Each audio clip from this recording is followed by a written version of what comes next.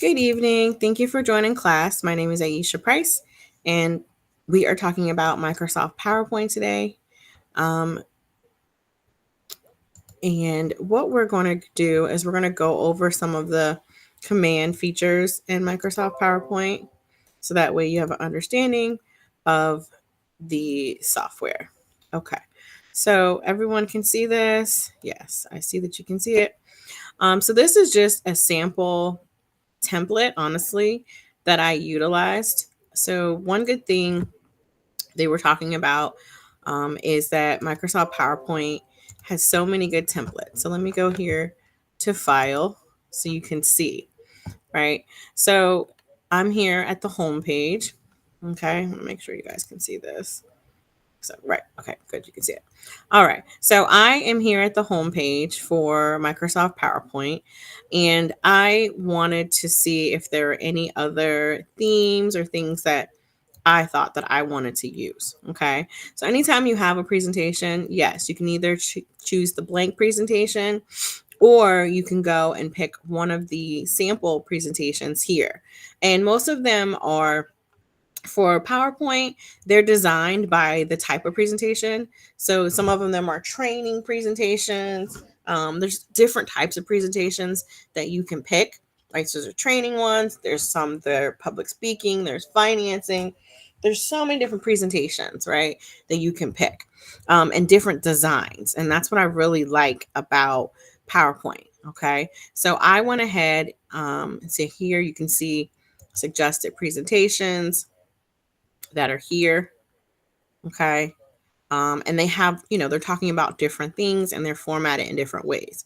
So if you want to do project kickoff, if you want to talk about a business, if you want to just do a tech presentation, or I know Audrey mentioned that she did presentations for students. And so you have so many different options to pick from. Okay. Another thing is here's the different themes. They have education. So if you're educating someone, you have different designs based on education or based on the information you want to share. Just click the back button to go back.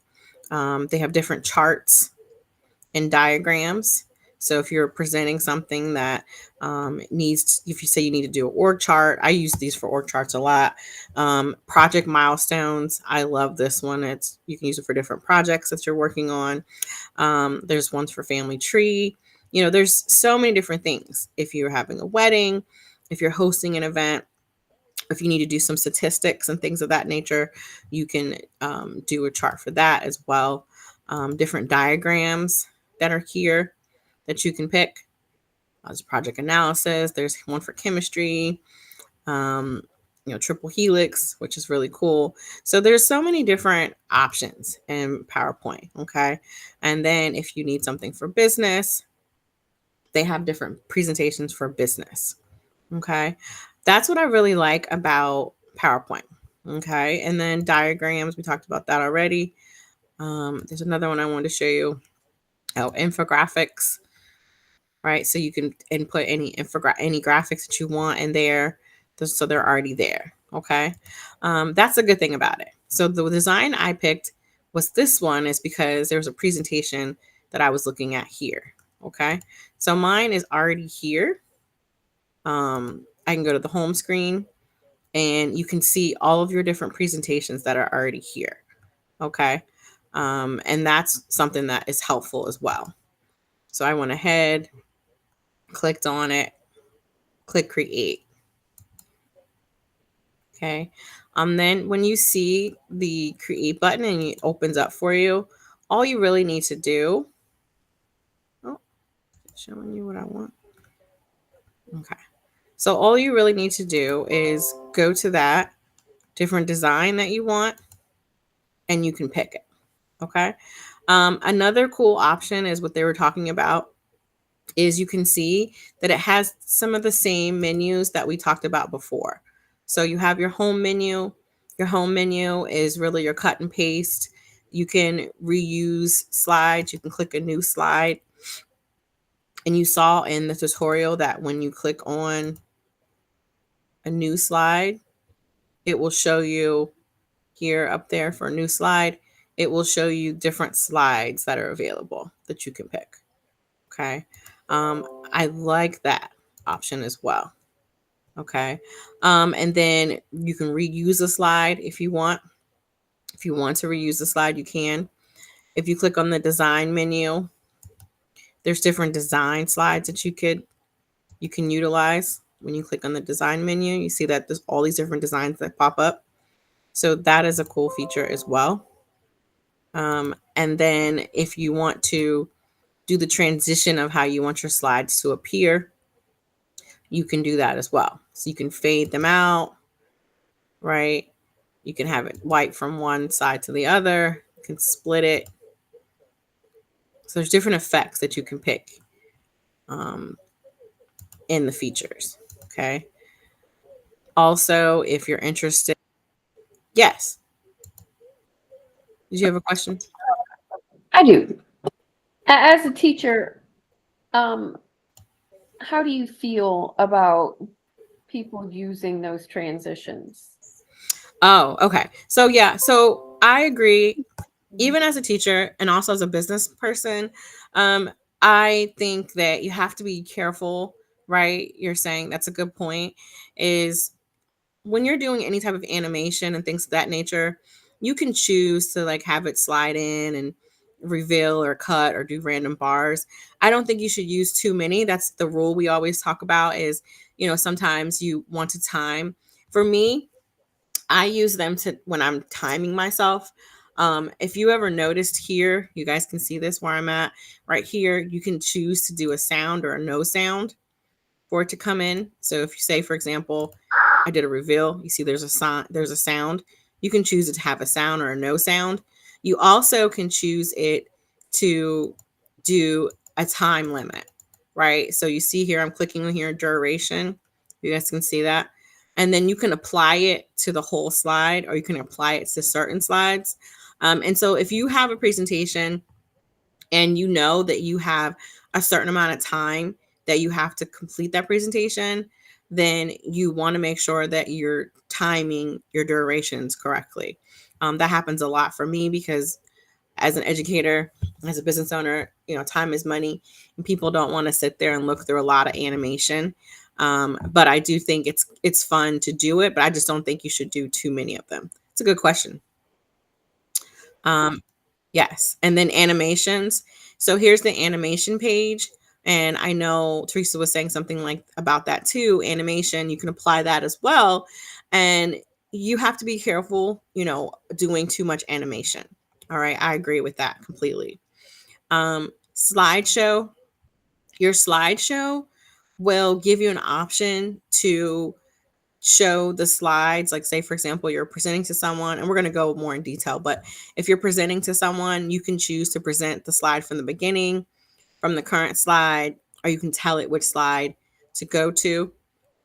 You can also re-record what you want to say, okay, on the slide as well. And then you can also rehearse the timings of your slides. And that really helps, especially when you have a presentation, you have time limits. Another thing is you can use the presenter view. And this is the presenter view right here. So the presenter view, as you can see on the left-hand side, it shows me the different slides on the left. Okay. And you need them on the left for yourself, but they're not going to show when you actually click slideshow. So when you click the slideshow, and then you're going to show it from whether beginning to or from the current slide. Say, for example, you're actually in a presentation and you're talking to someone, and you, instead of going back to, flipping back and forth, you can just tell it to go from the current slide. I do like that. Okay. Here's the record button, and you can try using the record button, and it can show you how to use the record button. So you can tell it to record from the beginning. You can tell it to record from a certain slide. It monitors your audio, so it can tell you, if you click record, it's going to save what you record, and you're going to be able to speak over your slides. That's what I really, really like. Okay. And then reviewing, the review button, of course, it would check your spelling. You can do any language, you can translate things, you can also compare, you can show comments and things of that nature. View. So this is what the video was talking about. View is the normal view. Outline is when you get an actual outline of what you're saying. Okay. And so if you want to like edit any of the words in here, you can do that. All right. Slide sorter would show you all the different slides that you want. Notes page. A lot of people like the notes page because you can type notes in here for speaking purposes and no one will see those. Okay. And then there's also a handout master that you can use as well. Okay. Um, and then when you go back to these, sometimes you have to click escape or exit out of them so you can get back to it. Cause that's the other thing. It's like, it doesn't, so you see how you have the orientation and things of that nature. So you just have to be careful when you're going back and different things. Okay. And you can draw it. So here's the handout master, and it's just showing you, you know, different ways you can present it. And if you want to close it, you can just click close. All right. Another thing is when you're in the home menu, it's pretty much the same. Oh, I want to change my view. So I want to go back to my normal view. Okay. Right. So view is where you go to your view, different view modes. And when I do presentations, I normally stay in my normal view and then I edit accordingly. Um, and I just do that because it's just easier for me, right? If I want to add a new slide, I can do that. And there's a big option of all the different slides that pop up here when you click on new slide. And I can choose to put any slide that I want in here, okay, from the menu. Okay, so all I did was click it from that menu. Okay. And then when I do that, if I were to click in here, it says click to add title. So you can add your title. And then you see here, it says click to add content. So a lot of times you can put in like the different charts and graphs, and you can actually build them in here as well. Okay. You can put different videos in here, stock images. If you choose an image, a stock image, you can pick an image from any of these clip arts and you can put them inside. So you probably can't see all of that I'm doing, but because sometimes when you're in these, it's hard for you guys to see everything, but you can see exactly kind of what I'm doing. The other thing that I love about PowerPoint is, you know, they mention in the video, if you want to duplicate a slide or reuse a slide, you see all I did was click the right button in here. And if you click into the button, it will show you how to reuse a slide if you want to reuse a slide. So I do like that too. I can choose to just right click it and I could either hide a slide or I could add a section or I could change the layout in here. Another thing they were talking about is if you want to move a slide, you can just move it around, which I really like. If you don't want a certain slide, you can delete it. Okay, if you want. So I always say that when you're doing presentations, you know, you want to have a header page, right? It's just simple, right? You always want to have a header page. You always want to have your title and you always want to say who you are so that people know. Okay? Have your date in there. So think of your audience. When you're doing PowerPoint, it's really about your audience. And you want to think of your fonts, you know, and your lettering. So if you want to change any of the lettering in here, all you need to do is go to copy what you want to change. And if you want to make it smaller, you can hit the little arrow down to make it smaller here in the toolbar menu. So you still have the same tools that you had in Microsoft Word and Excel, but you have more tools here. Okay. So that's what I do love about it. If, say, for example, I wanted to change the font, I could click on the font I want to change by just hitting the font here, up here. You guys can see this right here. And it says pick a new font from your text. So you can do that as well. So this presentation was something that I picked from the template. And I thought it was a really cool presentation. And it's talking about communication. So you always want to make sure that you have, your intro. If you want to add your bullets in here, I like it when you can just utilize a pre-existing presentation because it's already formatted. But if you don't want that, you can change it however you want. Okay. You can add or delete any of these fonts. You can add or delete any of these bullets. You can change these bullets. You see here, I'm clicking on bullets right here up at the top. I'm just going to point to them so you guys can see and hover over it. So you can see my mouse going over it because I know you can't always see everything I'm doing. So if you see my mouse moving, that's what I'm showing you. Okay, so you can change any bullets you want to change. You can get rid of anything. You can use a current layout. You can go here, change any fonts. You can change any of the coloring you want. You can highlight it just how you've done in Microsoft Word or Excel. You can change how you want it to appear, if you want it to be centered. So you guys see what I'm doing here. So centering it, right aligning, justifying it. You can do any of that in here. Okay. So that's one good thing that you can do with it. There's so many great tools with this. And they talk to you about changing the design of it. So just click the design menu and I can change the way it looks, change the colors, anything in that sort of nature too. Right. You want to be careful, when you're going back and changing, like they did say in the video, with the designs, because, and then you see how this design menu popped up. Did you guys see that? Yeah, so you can see that. So when I clicked on design, you see how the design menu came up and it gives you like samples of designs that you can pick and you can change them to what you want. So if I wanted to change the way this agenda shows up, if I wanted to pick a different one, I can pick a different one. You see that? You see I changed it. Okay. So there's a design. You can change the formatting of the background. So there's all these different ones. It gives you an ideas.